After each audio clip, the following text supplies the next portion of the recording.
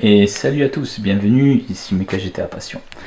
Aujourd'hui on va s'occuper de cette Twingo 2 qui a deux petits soucis. On va changer la batterie parce qu'elle est faiblarde. Je vais vous montrer comment vous pouvez voir que la batterie va bientôt claquer. On pourrait la recharger, mais très honnêtement je préfère la changer parce que j'ai pas envie de tomber en panne avec. Voilà. Et l'autre petit souci qu'on a sur cette Twingo, c'est que on a du mal à passer la marche arrière.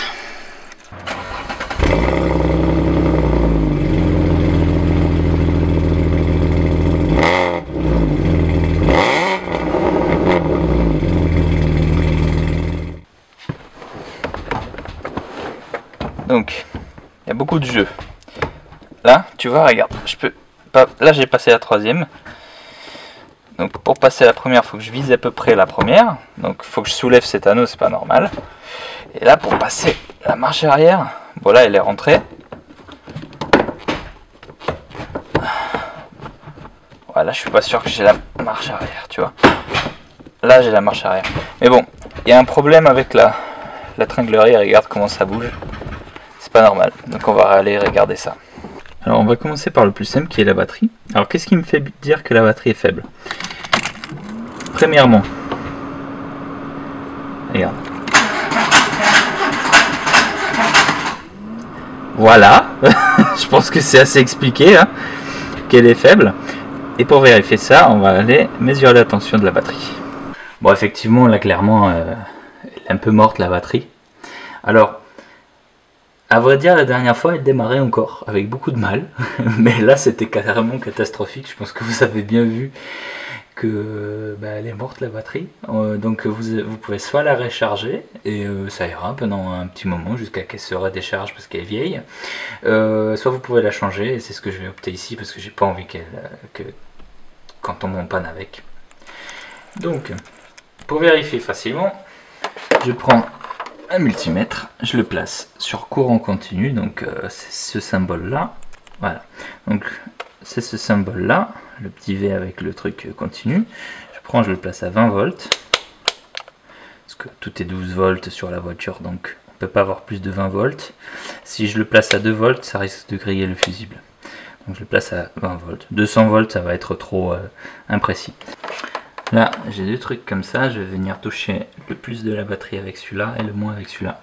Et on devrait avoir, avec une batterie bien chargée, à peu près 12 volts. Là, on est plutôt à 10 volts 45. Enfin, minimum 12 volts on devra avoir sur une batterie bien chargée. Donc, c'est pas le cas. Pour vous donner un ordre d'idée, voilà, je vais tester maintenant la batterie neuve qui affiche 12,76. Voilà, donc c'est beaucoup mieux. Allez, on la remplace. Pour enlever la batterie, vous avez une vis juste là qu'il faut enlever. Et après, bien sûr, il faut enlever les câbles. Donc on enlève d'abord le plus, puis le moins. On les met de côté. On sort la batterie, on remet la nouvelle. Allez, c'est parti.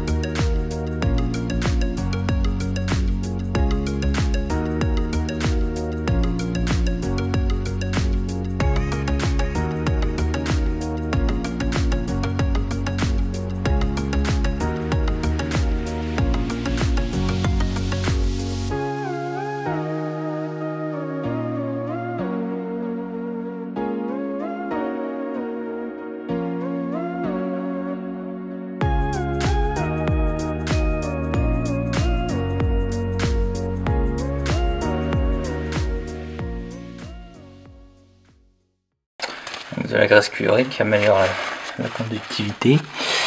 Hop, un tout petit peu, hop, ça suffit largement.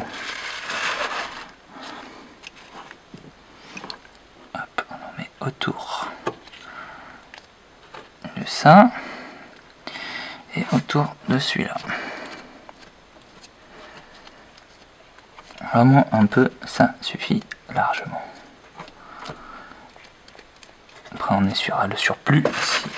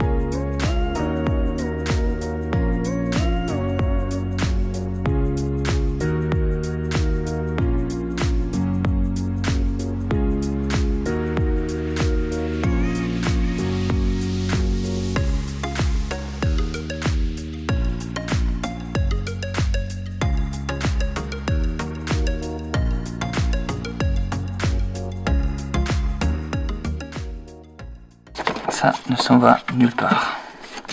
Et puis moment de vérité.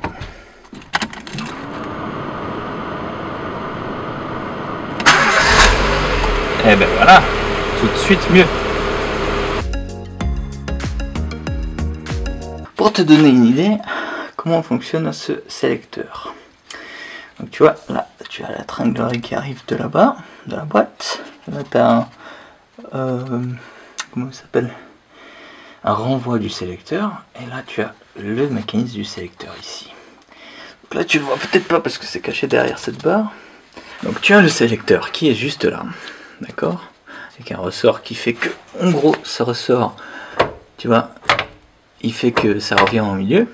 Donc ça, ce mouvement là et ce mouvement là sur le sélecteur, c'est le mouvement gauche-droite sur le levier de vitesse, et ce mouvement là c'est avant-arrière, d'accord, donc en avant par là, en arrière par là. Donc en gros, là j'ai mis la troisième, là j'ai la quatrième.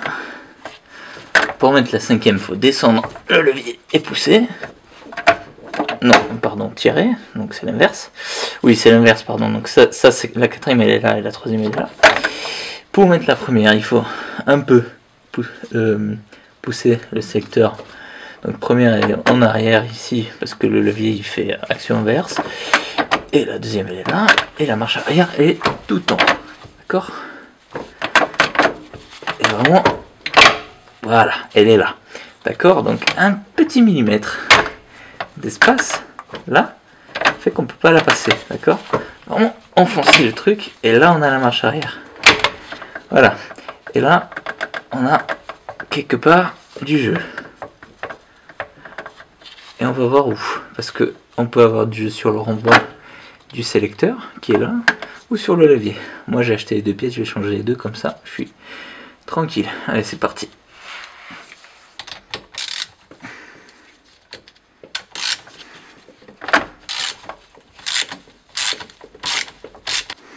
Bon, normalement vous avez un cache ici que moi je n'ai pas. Faudrait que je le remette d'ailleurs. Voilà, hop.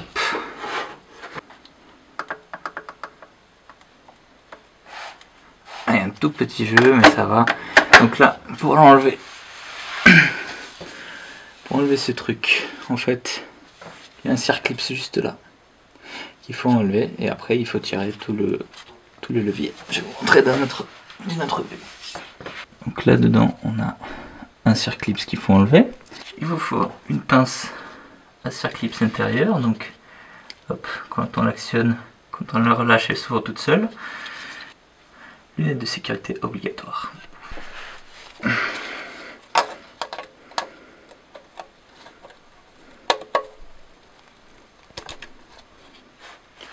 Voilà, ça, si je le lâche ou qu'il se barre, Ça vole à une vitesse incroyable. Et ça peut faire très mal à l'œil. Donc on le met de côté. Voilà, suffit d'actionner vers le haut. On se met en neutre. On actionne vers le haut le petit levier. Et ça sort tout seul. Ou presque. Voilà, hop. Donc ça, on peut le jeter. Et ensuite, il faut tirer. Voilà, il faut tirer comme ça pour que ça sorte vers ce sens-là, vers vous en fait. Donc lui, il a l'air dans pas trop mauvais état. Mais on va quand même le changer par un neuf. Bon, par contre, petit souci, la pièce, elle paraît un poil plus grande. Alors, je vais voir ce que ça va avoir comme effet sur mon levier de vitesse.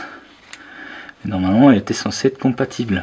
Alors déjà, est-ce que là, dessus, on va avoir un peu de jeu. Donc on dirait que c'est pas la bonne pièce. Contrairement à là, ça rentrait vraiment nickel.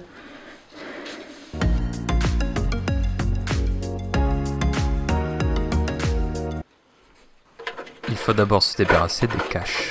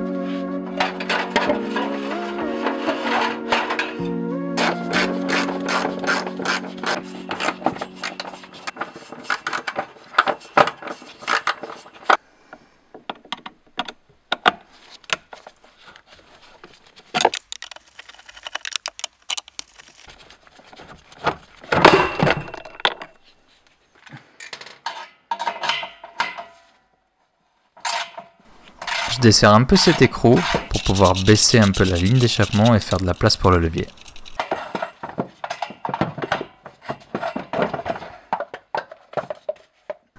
Si tu n'es pas encore abonné, c'est le bouton juste en bas, le bouton rouge, et n'oublie pas la clochette. Merci.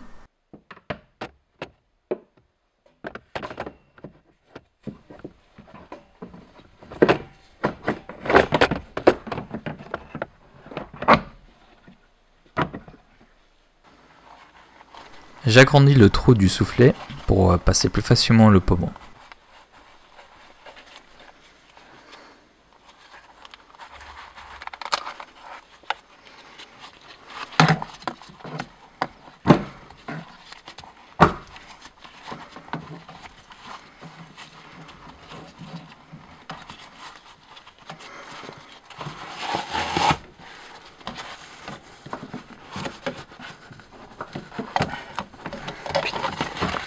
Rentre, mais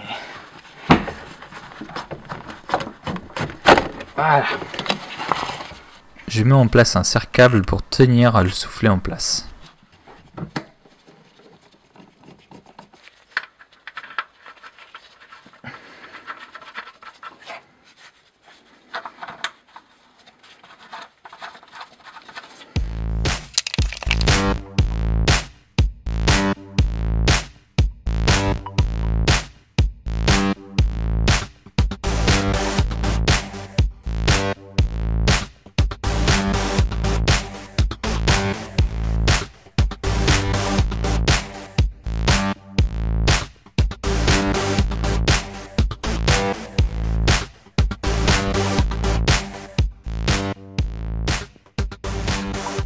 Alors maintenant il faut régler la tringlerie.